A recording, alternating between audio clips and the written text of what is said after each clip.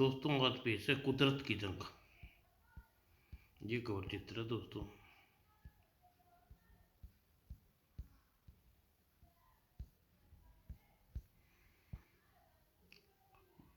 बहालपुर का राजा जय जयवंत और प्रधानमंत्री सूर्यकांत दोनों अभिन्न मित्र थे। एक दिन सूर्यकांत जैसे कैसे विचित्र संयोग है कि हम दोनों एक साथ गुरु से शिक्षा ग्रहण करी।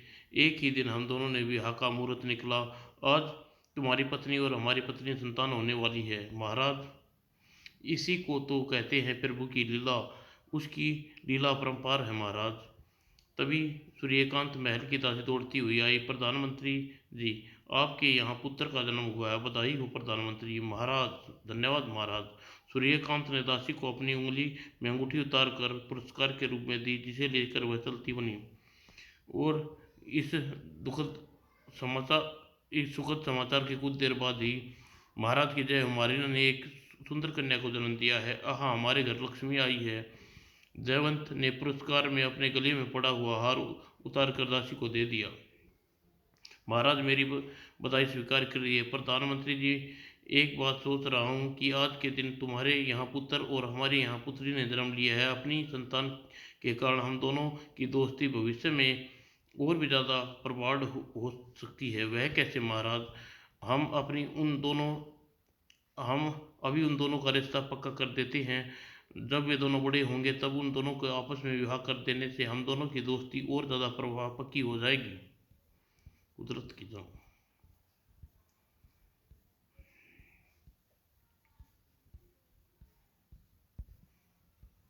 ओह महाराज आप ओह महाराज, आप एक अनहोनी कल्पना कर रहे हैं। कहाँ आप और कहाँ मैं? प्रधानमंत्री जी, हम दोनों के बीच ऊंच नीच की खाई है। उसी को पाटने के लिए हम यह रिश्ता कायम करना चाहते हैं। महाराज, जब आपने ऐसा निश्चय कर ही लिया है तो मैं कर भी क्या सकता हूँ। तब देर किस बात की? मित्र सूर्यकांत, आज हम दोनों एक समारोह आयोजित कर उसमें यह बात की घोषणा किए देते हैं। उसी रात राजमहल में आयोजित एक समारोह में उपस्थित सज्जनों और प्रजावासियों, हम घोषणा करते हैं, आने वाले समय में हम अपनी पुत्री का विवाह प्रधानमंत्री सूर्यकांत के पुत्र के साथ करेंगे। बधाई हो महाराज, बधाई हो महामंत्री जी। और फिर जयवंत के आदेश पर राजकुमारी रत्नमाला और प्रधानमंत्री सूर्यकांत के पुत्र चंद्रकांत का लालन पालन राजमहल में राजकीय परंपरा के साथ इकट्ठे होने लगा। मित्र सूर्यकांत, दोनों की जोड़ी कितनी सुंदर लग रही है। आप ठीक कह रहे हैं महाराज। 10 वर्ष बीत जाने पर राजकुमारी रत्नमाला व चंद्रकांत कुछ बड़े हुए। एक ही गुरु के संदिन में उन दोनों की शिक्षा प्रारंभ कर दी। इस प्रकार रत्नमाला और सूर्यकांत साथ साथ खेलते, साथ साथ खाते और साथ साथ पढ़ते। समय द्रुत गति से पंख लगाकर उड़ता चला गया। रत्नमाला और चंद्रकांत कभी युवा हो गए, इस बात का पता ही नहीं चला। देखो, चंद्रकांत आकाश में खिला इंद्रधनुष कितना सुंदर लग रहा है। सचमुच ऐसा लग रहा है जैसे रत्नमाला, जैसे किसी ने आकाश में 7 रंग बिखेर दिए हैं। एक दिन मल्लगढ़ के राजा मल्लसेन के साथ राजा जसवंत अपने राजकीय उद्यान में घूम रहे थे। तभी, राजन, आदित्य सुंदरी कौन है? राजन, यह मेरी पुत्री राजकुमारी रत्नमाला है। और उसके साथ यह युवक कौन है? वह हमारे प्रधानमंत्री सूर्यकांत का पुत्र है, हमारा होने वाले दामाद चंद्रकांत। यह मैं क्या सुन रहा हूँ राजन? आपके प्रधानमंत्री के पुत्र के साथ अपनी पुत्री का विवाह करेंगे, इसमें हर्ज ही क्या है राजन? प्रधानमंत्री सूर्यकांत हमारे मित्र के मित्र हैं और चंद्रकांत हर समय राजकुमारी रूपमाला के पति बनाने योग्य है। राजन, मुझे आपके विचारों पर तरस आ रहा है। राजकुल में उत्पन्न राजकुमारी आप साधारण कुल के जन्मे चंद्रकांत से साथ बांध देंगे चाहते हैं। यह राजकुमारी के साथ सरासर अन्याय होगा। राजन, जिस दिन ये दोनों जन्म हुए थे उसी दिन हमने यह रिश्ता पक्का कर दिया था और उसी दिन राज समारोह में इसकी घोषणा भी कर दी थी। तो क्या हुआ? संबंध तोड़ा भी जा सकता है राजन, यदि कुछ ऐसा करे कि अपने पुत्र राजकुमार अभय सेन का विवाह आपकी पुत्री के साथ करने का तैयार हूँ। ऐसा उत्तम विचार है जसवंत। और जयवंत सोच में पड़ गया। कुछ दौर सोचने के पश्चात लेकिन राजन रतनपाल को चंद्रकांता उनको दोनों को इस बात का ज्ञान है कि बचपन में उन दोनों के संबंध हो चुका है। जब अब यदि राजन कुमारी का विवाह आपके पुत्र के साथ करता हूँ तो चंद्रकांत अवश्य ही इस विवाह में रोड़ा अटकाएगा। इसका उपाय मैंने सोच लिया राजन, तुम चंद्रकांत को कुछ दिनों के लिए कोई ऐसे कठिन कार्य भेज दो जिसे करने में जल्दी ही बहालपुर वापस न लौट सके।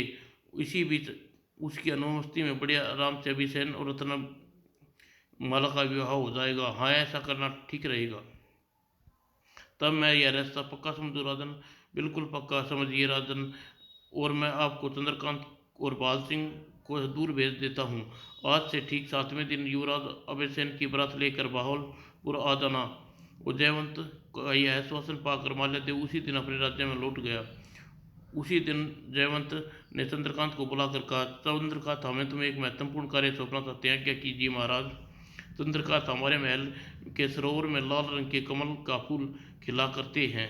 हमने सुना है कि अलकनंदा वन में के सरोवर में नीले रंग के कमल के फूल खिलते हैं। हम चाहते हैं कि तुम अलकनंदा जाओ और वहाँ के सरोवर में खिलने वाले नीले कमल के फूल लेकर आओ, ताकि उन कमल के फूलों के द्वारा हमारे महल के सरोवर में दुर्लभ कमल के फूल खिल सकें। यह कौन सा कठिन कार्य है महाराज? आज ही अलकनंदा नदी में चला जाता हूँ। अपने पिता सूर्यकांत को बताकर चंद्रकांत उसी दिन नीले कमल के फूल लेने अलकनंदा वन की ओर चल दिया। मूर्ख चंद्रकांत, अलकनंदा वन में जब तुम एक माह से वापस नहीं लौट पाएगा। इसी बीच राजकुमारी रत्नमाला व युवराज अभयसेन का विवाह निर्धारित संपन्न हो जाएगा। और उधर चंद्रकांत घोड़ा सिरदी राज्य की सीमा पर स्थित शिव मंदिर के पास जा पहुंचा। ओह, रत्नमाला का रथ मंदिर से बाहर खड़ा है। क्यों ना आगे बढ़ने से पहले रत्नमाला से मिलता चलूं। और अगले ही पल वह घोड़े से नीचे उतरा और अंदर राजकुमारी रत्नमाला भगवान शिव की पूजा कर रही थी। रत्नमाला, ओह चंद्रकांत तुम। हाँ रत्नमाला, मैं इधर से गुजर रहा था तो मंदिर से बाहर तुम्हारा रथ खड़ा देखा, तुमसे मिलने चला आया। लेकिन तुम कहाँ जा रहे हो चंद्रकांत? तब चंद्रकांत ने उसे महाराज के आदेश के बारे में से विस्तार बताया। सारी बात जानकर रत्नमाला उदास हो गई। चंद्रकांत, अगर तुम अलकनंदा वन में कम से कम 1 माह पश्चात लौटोगे, 1 माह में तुम्हारे बिना कैसे काटूंगी? ओह, यह बात है। चंद्रकांत ने अपनी उंगली में पड़ी अंगूठी उतारी और रत्नमाला को देते हुए बोला, लो रत्नमाला, इस अंगूठी को रख लो। जब जब तुम्हारी याद आए इस अंगूठी को निहार लेना। इस प्रकार आसानी से 1 माह व्यतीत हो जाएगा।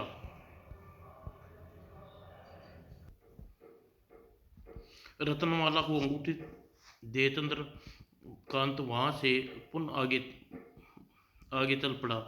भगवान शंकर चंद्रकांत की रक्षा करना वह सकुशल ही आनंद अलकनंदा वन से वापस लौटे। और तब भारी मन से रत्नमाला वहां से राजमहल लौट आई।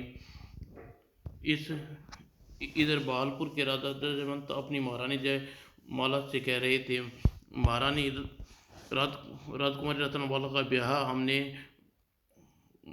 मेहलगढ़ के युवराज अभयसेन के साथ पक्का कर दिया है। आज से ठीक 7वें दिन बारात आएगी। यह आप क्या कह रहे हैं महाराज? रत्नमाला का विवाह चंद्रकांत से के साथ होना है। वैसे मैं अपने परसों ने यह रिश्ता तय किया था महारानी। वह रिश्ता हमने बिना सोचे समझे भावेश में बहकर किया था, वरना प्रधानमंत्री सूर्यकांत से हमारी क्या बराबरी। हम राजकुल के हैं, इसलिए हमारा संबंध राजकुल वालों से होना चाहिए महाराज। बस इस बारे में आपको इस समय नहीं बल्कि उसी समय सोचना चाहिए था। महारानी, हमें उपदेश न दो। राजकुमारी रत्नमाला का विवाह अभयसेन के साथ होगा। यह कह जयवंत आवेश में तेजी से कक्ष से बाहर निकल गए। महाराज, भगवान महाराज के सद्बुद्धि देना। क्यों? वे जो करने जा रहे हैं वह सर्वथा राजकीय असूलों के विरुद्ध है। उधर दूसरी ओर लगता है यह कार्य सौंपकर महाराज जसवंत मेरे साहस की परीक्षा लेना चाहते हैं, वरना इस कार्य के लिए तो कोई सैनिक को भी भेज सकते थे। उधर राजा जयवंत प्रधानमंत्री सूर्यकांत को बुलाकर उनसे कहा, प्रधानमंत्री सारे दरबार को दुल्हन की तरह सजाने की आज्ञा दो।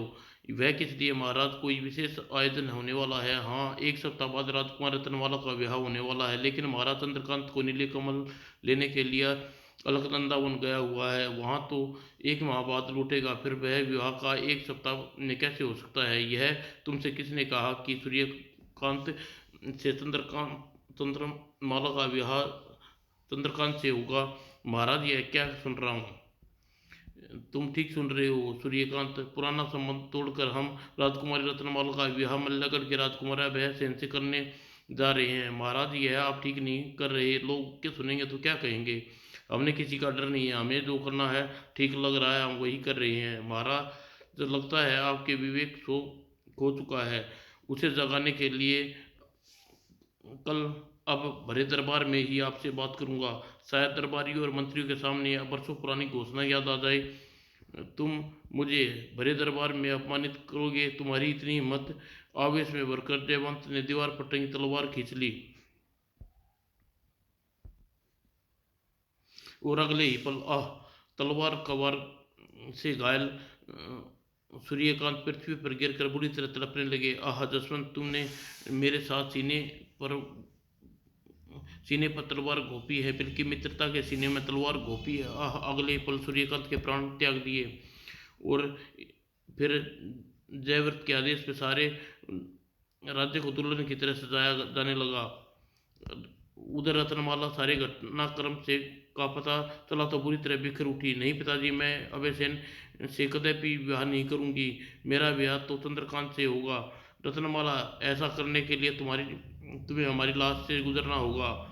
यह हम तुम पर छोड़ते हैं कि तुम अपने पिता से प्यार है चंद्रकांत से। उधर जयवंत के जाने के बाद रत्नमाला परेशान सी शयन कक्ष में बैठी थी। लगता है मुझे अपने प्यार की बलि देनी होगी। ऐसे विकट घड़ी में चंद्रकांत मेरे पास नहीं है। फिर वह वही हुआ जिसको जयवंत चाहता था। नित्य समय पर मल्लगढ़ और अशोकसेन की बारात आई और बड़ी धूमधाम से रत्नमाला का से अभी अभयसेन का विवाह हो गया।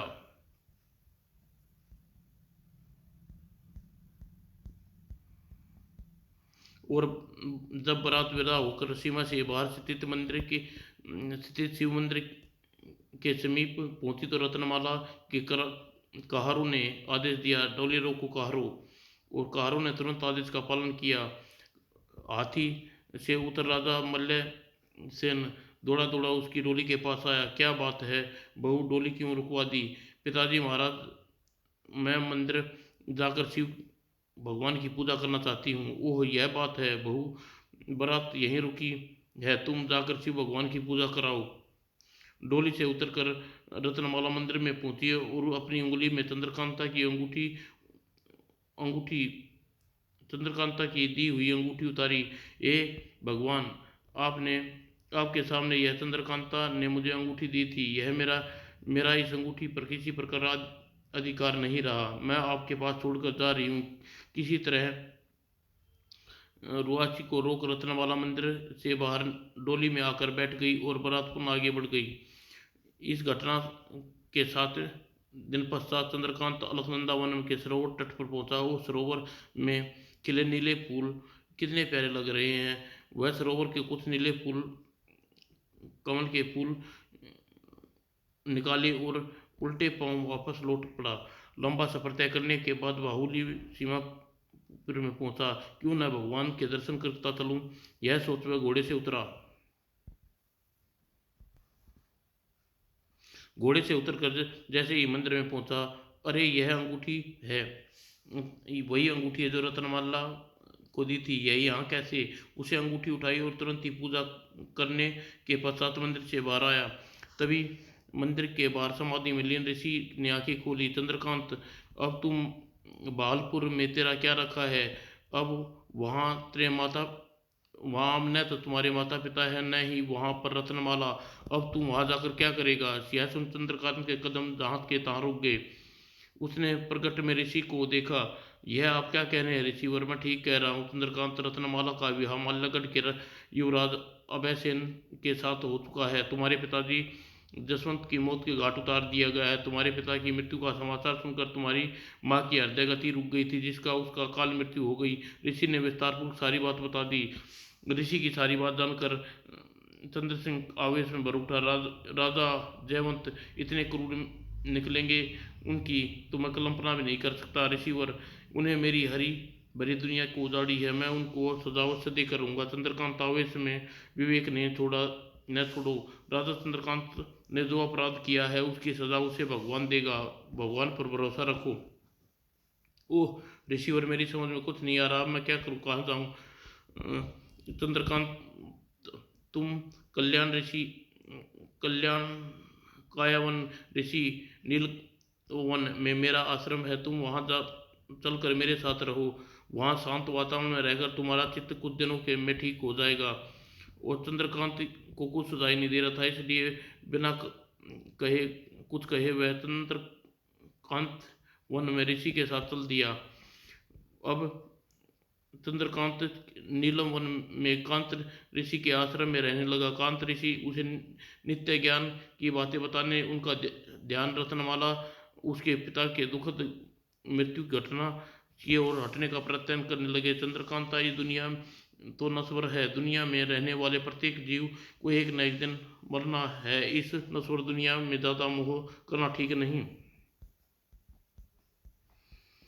इसी प्रकार कुछ दिन बीते। ऋषि कल कायावन कांत चंद्रकांत को हर रोज समझाते। चंद्रकांत का दुख दूर नहीं हुआ। क्या बात है चंद्रकांत, तुम इस समय उदास क्यों खोए खोए रहते हो? क्षमा करें ऋषि, और मलाक चाहने पर भी इस रत्नमाला को भूल नहीं पाया। आपका ध्यान, उसका ध्यान मन से निकलता ही नहीं। ओह ऐसी बात है चंद्रकांत, तुम एक काम करो, तुम मल्यवन माल्यागढ़ जाकर एक बार फिर उससे मिल आओ, जिससे तुम्हारे चित्त की शांति मिल जाएगी। लेकिन उसकी ससुराल वाले भला मुझे उससे क्यों मिलने देंगे ऋषिवर? चंद्रकांत, इसका उपाय है। तुम वहाँ साधु के वेश में जाओगे, केवल रत्नमाला से भिक्षा लेने की बात कहोगे, इस प्रकार आसानी से रत्नमाला तुमसे भेंट हो जाएगी, यह ठीक रहेगा।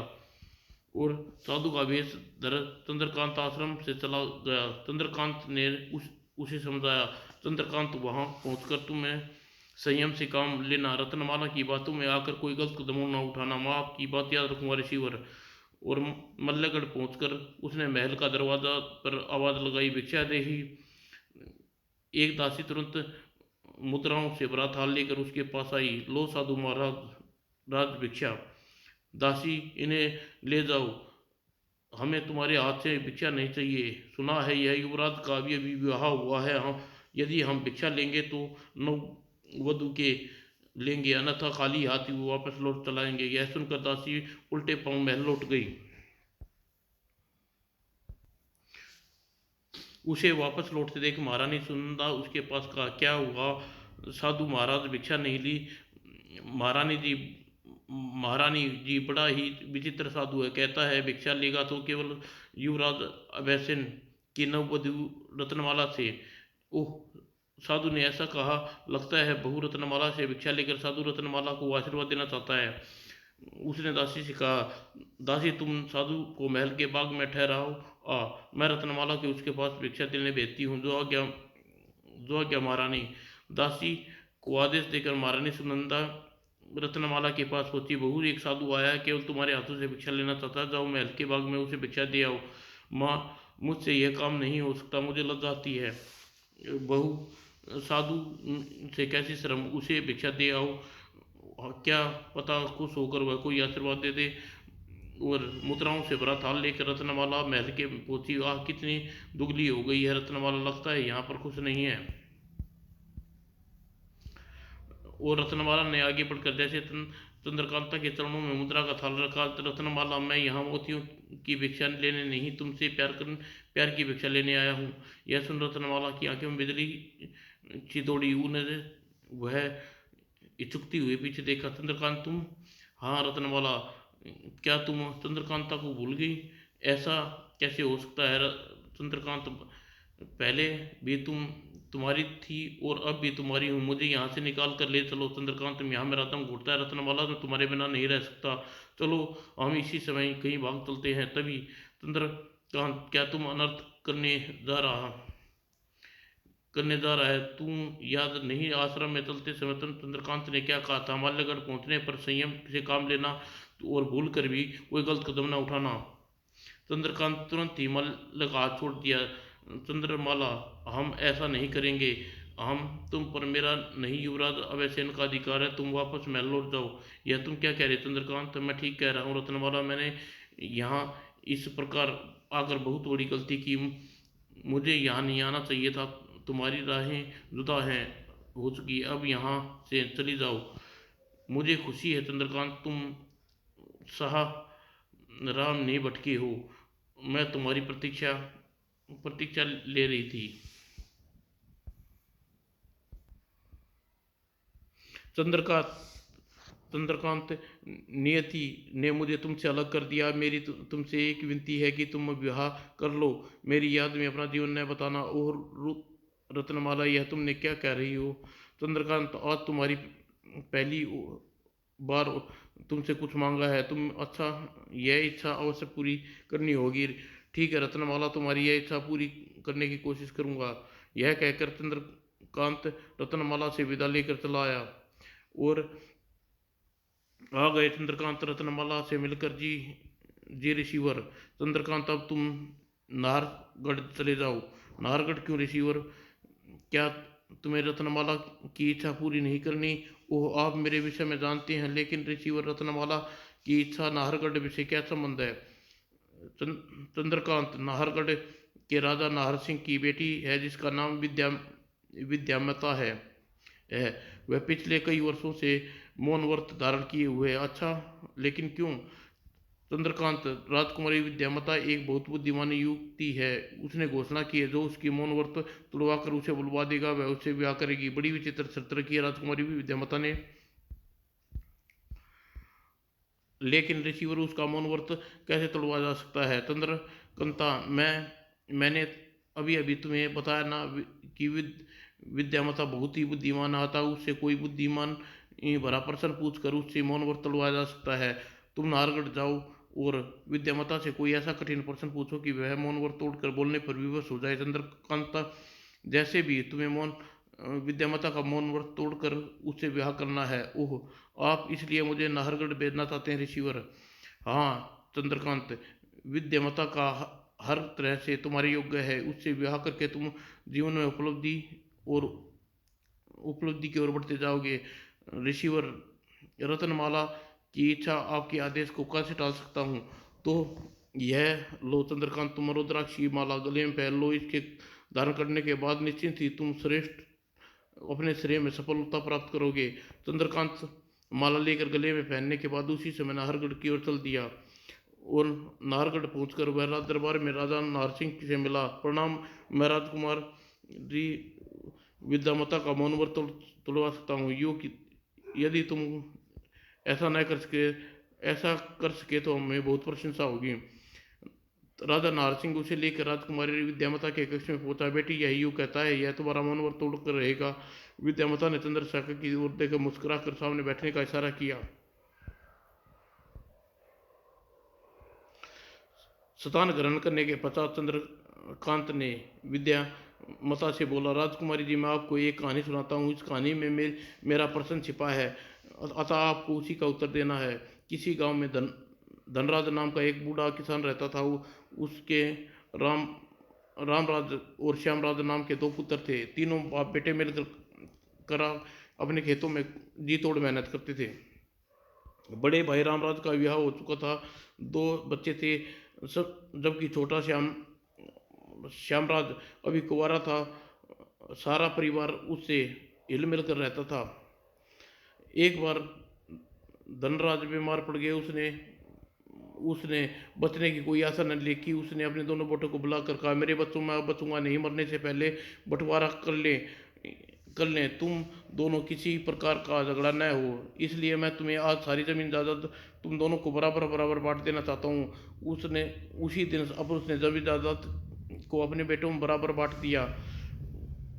उसी रात धनराज का देहांत हो गया। अगले दिन बड़े दुखी हृदय से अब दोनों बेटे ने अंतिम संस्कार किया।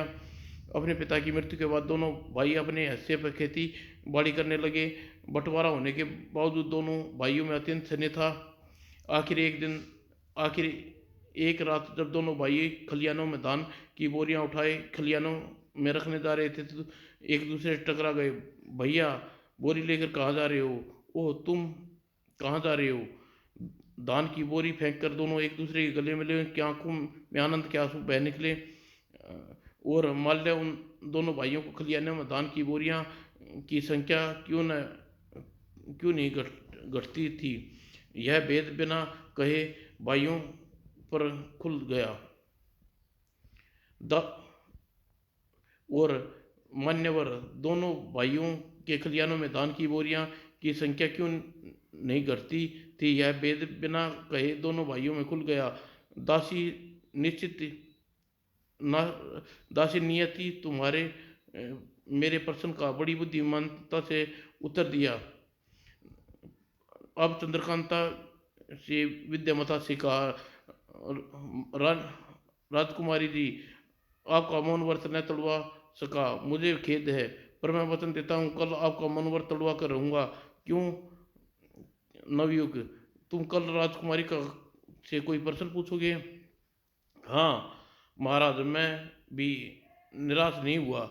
तब ठीक है, तुम आज रात हमारे राजकीय अतिथि गृह में ठहरो, कल फिर तुम्हें राजकुमारी के पास ले जाएंगे। और उस रात चंद्र सेन ने राज के अतिथि कक्ष में कल्याण ऋषि का स्मरण किया। ऋषिवर, आज आपके कार्य में सफल न हो सका, मुझे आशीर्वाद दीजिए कि मैं कल राजकुमारी विद्यावता का मौन तोड़वाने में सफलता प्राप्त करूं।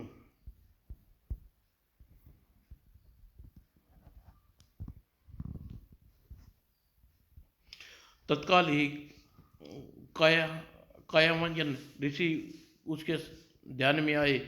चंद्रकांत, कल राजकुमारी विद्यामती से यह प्रश्न पूछना। कायावन ने प्रश्न के बारे में बताने लगा। अगले दिन चंद्रकांत ने राजकुमारी विद्या मान के सामने उपस्थित था। राजकुमारी जी, आज मैं फिर एक छोटी सी कहानी सुनाता हूँ। इस कहानी में आपको मेरे प्रश्न का उत्तर छिपा हुआ है, सुनिए।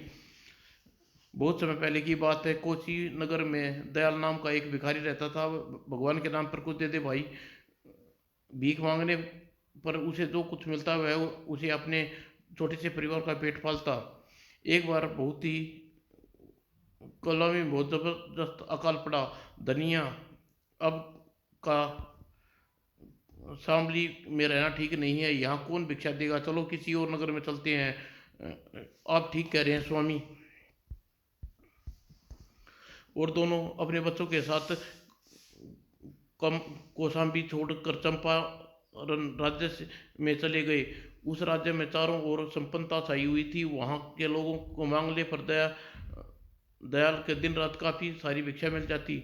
ओह, इस राज्य में तो लोग दिल खोलकर भिक्षा देते हैं। एक दिन जब पेड़ के नीचे भिक्षा मांग रहा था तो वहाँ गुजरते राहगीर ने पूछा, भिखारी, तुम दिन में काफ़ी भिक्षा मिल जाती है, आखिर तुम इतनी सारी भिक्षा का तुम करते क्या हो? भाई, मुझे दिन में जो भिक्षा मिलती है उसमें से एक हिस्सा मैं एक राक्षसी को दे देता हूँ, दूसरा हिस्सा किसी को उधार दे देता हूँ, तीसरा हिस्सा बहते पानी की धारा में बहा देता हूँ, चौथा हिस्सा मंदिर के देवता के भाग में खर्च कर देता हूँ। लोग की समझ में यह बात नहीं आई।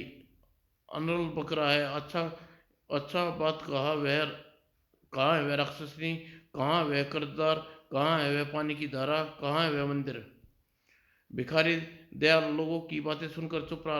लगता है यह भिखारी पाखंडी है, इसे पकड़कर राजा के दरबार में ले चलो, जहाँ उसकी पोल खुल जाएगी।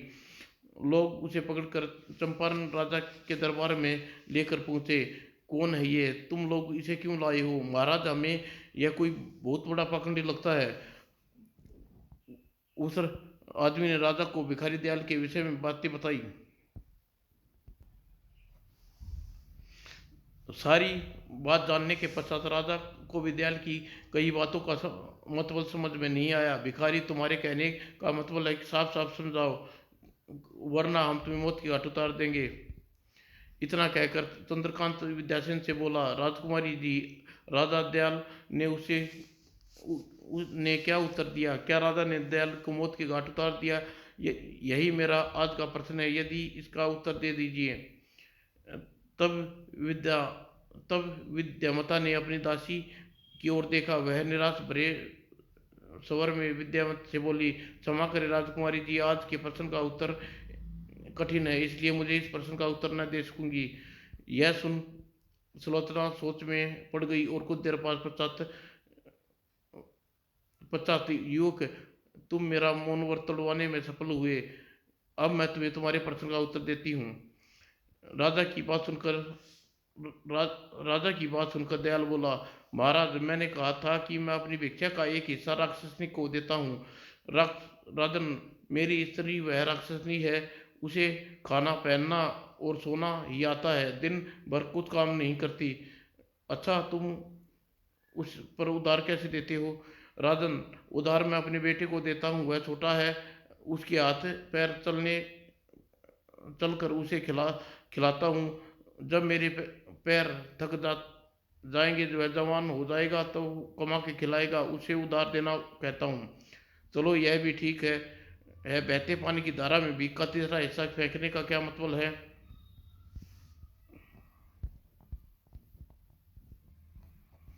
राजन, मेरी एक लड़की भी है, भीख का तीसरा हिस्सा मैं वह खा जाती है।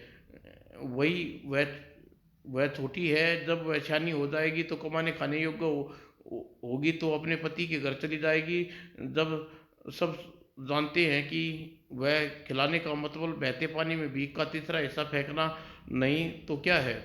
राजा बड़े ध्यान से दयाल की बातें सुनता हुआ बोला, अच्छा, यह बताओ, मंदिर के देवता की तुम प्रतिदिन भीख के चौथे हिस्से का भाग भोग लगाते हो। राजन, वह अधर्म शरीर है, वह मंदिर ही मेरा प्रण है, उस मंदिर का देवता है।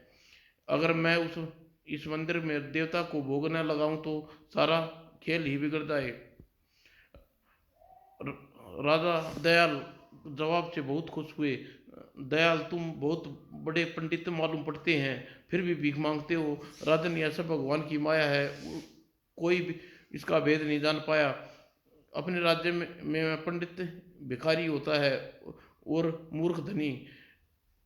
उसके राज बुगला सफेद रंग होता है और कोयल काली।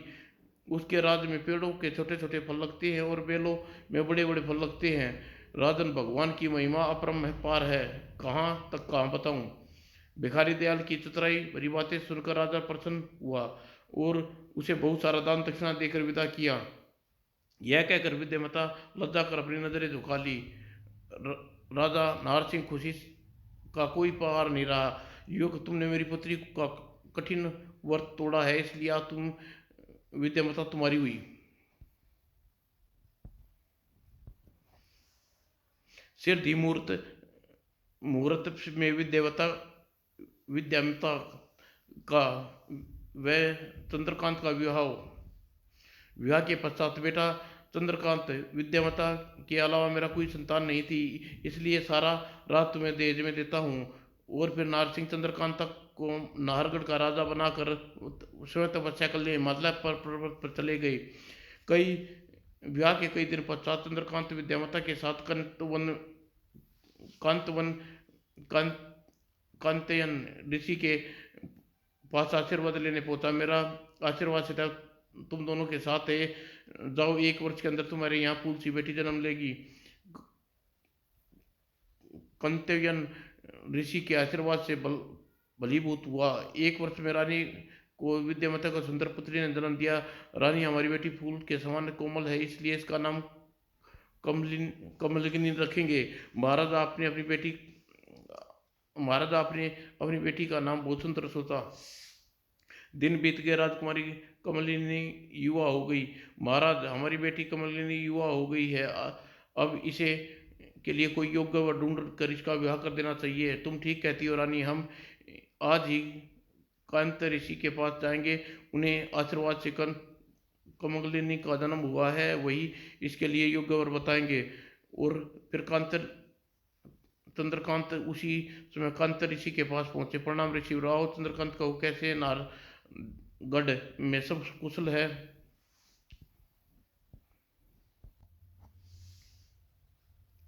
हाँ ऋषिवर, आपकी कृपा से सब ठीक है। फिर फिर इस समय तुम्हारी यहाँ क्या से आना हुआ चंद्रकांत? चंद्रकांत, ऋषिवर, राजकुमारी कलावली की ब्याह योग्य हो गई है, उसके ब्याह योग्य कोई योग्य वर बताइए। अच्छा तो यह बात है। यह कहकर ध्यान में लीन हो गए। कुछ देर बाद उसने आंखें खोली। चंद्रकांत, कैसा वियोग, विचित्र वियोग है। राजकुमारी रत्नमाला से तुम्हारा विवाह न हो सका, उससे तो उसके पुत्र विमल सेन से के साथ तुम्हारी पुत्री कमलिनी का विवाह होगा क्या? चंद्रकांत, एक विचित्र बात और।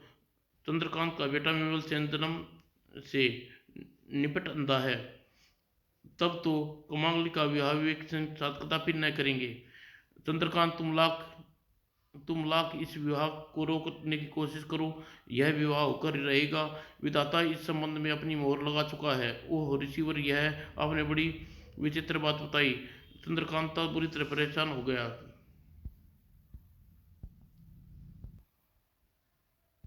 कुछ सोचकर वह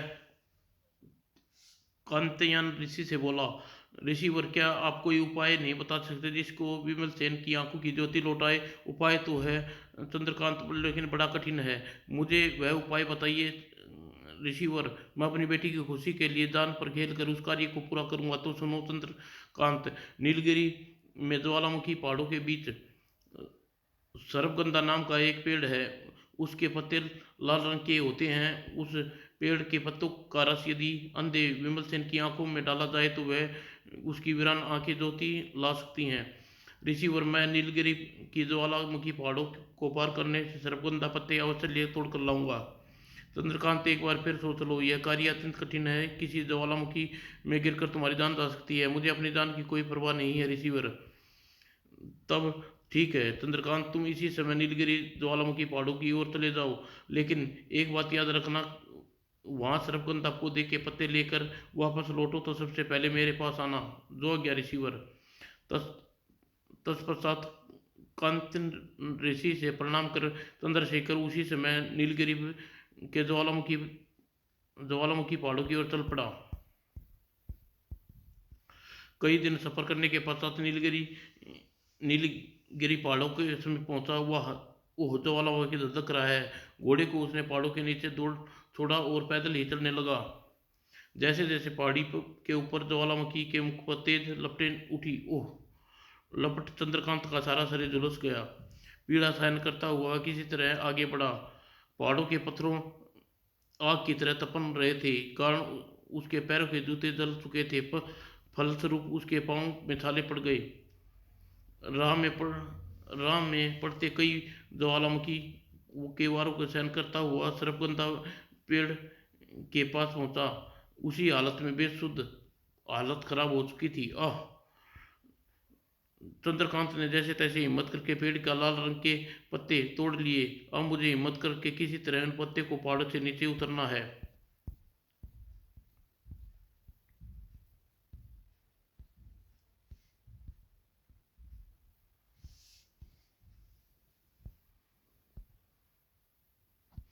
गिरता पड़ता वह पुनः वापस लौटा। ओह! पीड़ा से जान निकली जा रही है। तबीयत अत्यंत खराब होने के कारण वह सर्पगंधा के पेड़ के पत्ते अपने वस्त्रों में रख लिए। और जब वह पहाड़ के नीचे अपने घोड़े के पास पहुंचा तो हौसला बिल्कुल पस्त हो चुका था। आ मेरे प्यारे घोड़े, मुझे जल्दी कायांत ऋषि के आश्रम में ले चल। घोड़ा आज्ञाकारी था, परंतु तुरंत ही चंद्रकांत को वहां लेकर चल पड़ा। जब घोड़ा आश्रम में पहुंचा, चंद्रकांत, आखिर तुमने अपने धैर्य में सफल होकर वापस लौट आए, मुझे तुमसे ऐसी ही आशा थी। लेकिन कांत ऋषि ने यह बात का जवाब देने के लिए चंद्रकांत को उसका था। उसकी पीड़ा क्या दी था कि कारण कब का बेहोश हो चुका था। कांतयान ऋषि ने घोड़े की पीठ से उतारा और उस पर अभिमंत्रित किया और जल छिड़का। तत्काल ही चंद्रकांत पहले की तरह स्वस्थ हो गया। तब कायंत ऋषि ने पुकारा, आंखें खोलो चंद्रकांत। चंद्रकांत ने तुरंत आंखें खोली। ऋषिवर, यह मैं कैसा हो गया? मेरा सारा शरीर ज्वालामुखी के तेज लपटों में झुलस गया था। ओह बेटा, तुम आश्रम में आ गए थे। अब तुम्हारी तुम्हारी बुरी हालत थी। तुम होश में नहीं थे। मैंने तुम पर अभिमंत्रित जल छिड़का और जिससे तुम तुरंत समाप्त हो गए। चंद्रकांत, अब तुम सिद्धि नाहरगढ़ चले जाओ, वहां रानी विद्यामता बेचैन से तुम्हारी प्रतीक्षा कर रही है। फिर इसी को प्रणाम कर चंद्रकांत ने उसी समय वहां से नाहरगढ़ चल दिया। नाहरगढ़ पहुंचने पर उसने उसी समय मल्लगढ़ के राजा को अभिसेन को एक पत्र लिखा। तत्काल वो पत्र दूत को देते हुए बोला, दूत, मल्लगढ़ में जाकर यह पत्र वहां के राजा अभयसेन को दे दो। वहां से लौटते समय राजा अभयसेन से इस पत्र का जवाब लेना। जो आज्ञा महाराज। पत्र लेकर दूत मल्लगढ़ की ओर चल दिया। दूत पत्र लेकर राजा अभयसेन के पास पहुंचा। राजन, कभी अभी बाहुबल राजा जयवंत हमारे साथ अन्याय किया था। उसी अन्याय को न्याय में बदलने के लिए हमने आपके अंधे पुत्र के साथ अपनी पुत्री राजकुमारी कमल्यानी का विवाह करना चाहते हैं। आशा है आपको यह संबंध स्वीकार होगा। राजा चंद्रकांत नारसिंहगढ़। पत्र पढ़कर अभय सेन असमझ में पड़ गया। नार नाहरगढ़ के राजा यह कैसा विचित्र पत्र भेजा है। कैसे अन्याय कैसा न्याय का बदला चाहते हैं क्योंकि यह पत्र मैंने महारानी रत्नमाला के मैके और उसके पिता का जिक्र है, इसलिए यह पत्र महारानी रत्नमाला को दिखाना चाहिए, शायद वे पत्र का सार समझ सके। पत्र अभयसेन उसी समय महारानी रत्नमाला के पास पहुंचा और वह यह पत्र दिया। पत्र की हस्तलिपि रत्नमाला चौंक उठी। ओह, हस्तलिपि चंद्रकांत की है, तो यह नाहरगढ़ का राजा बन गया है।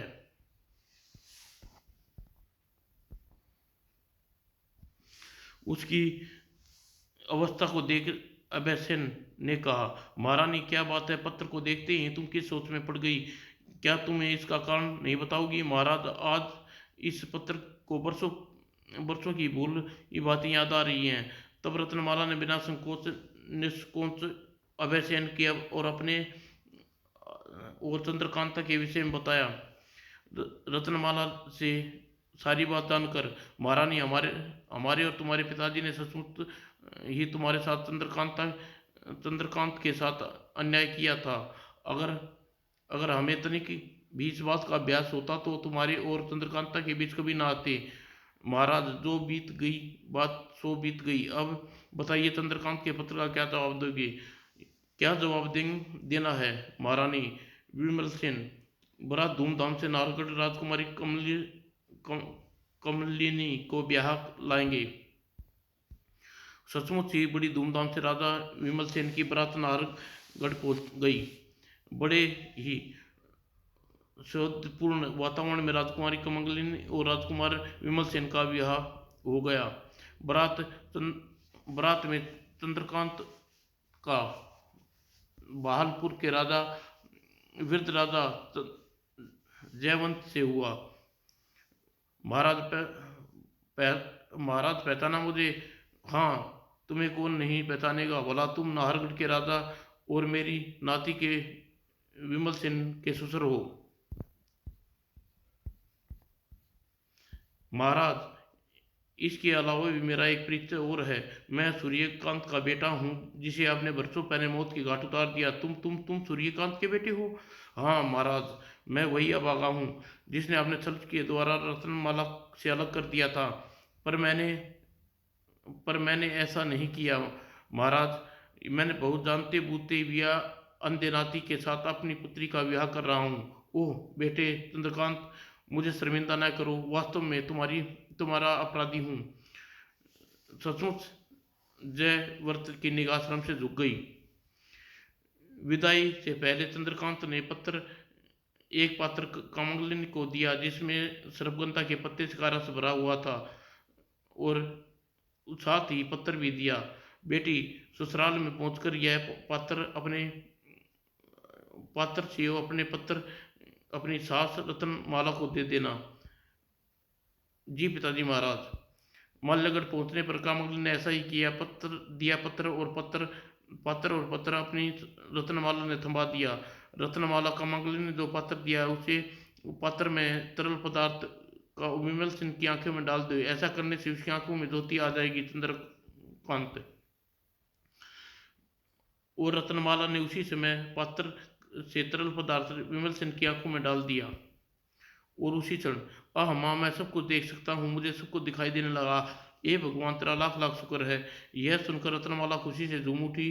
विमल सेन की आंखें की ज्योति आ जाने से विवाह होने की खुशी पूरे 1 माह तक समारोह के रूप में मनाते रहे। समाप्त दोस्तों।